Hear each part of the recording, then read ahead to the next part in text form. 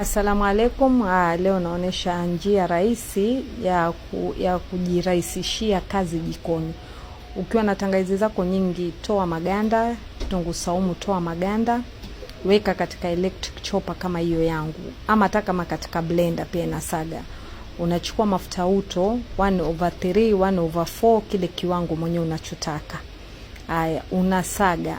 Unahakikisha unasaga tangawizi zako na kitunguu saumu na mafuta, inasagika vizuri mpaka inakuwa ile smooth, ama smooth, yani inakuwa ile laini kama hiyo yangu. Maiona guys, imesagika vizuri, mashallah. Hii njia ni rahisi sana na pia inakurahisishia wewe mpishi jikoni.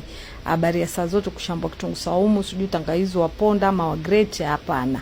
Unafanya kama hivyo. Unachukua, hakikisha ukiwa unasaga unaika mafuta inafanya inalainika haraka, yani inasagika kwa urahisi. Unachukua container yako, mfiniko unatia hapo ndani ya container yako, unatoa yote tangawizi na kitunguu saumu hiyo uliosaga, unatia hapo, unaeka katika friji, unafunga vizuri. Unatafuta container ya mfiniko ambayo iko tight, unafunga vizuri, unaweka kwa friji. Hii inakurahisishia wewe mpishi ukiwa jikoni. Mashallah, utapika bila wasiwasi. Wewe ni kuteka tu, kama ni 1 tablespoon, 1 teaspoon. Haya, twende kazi.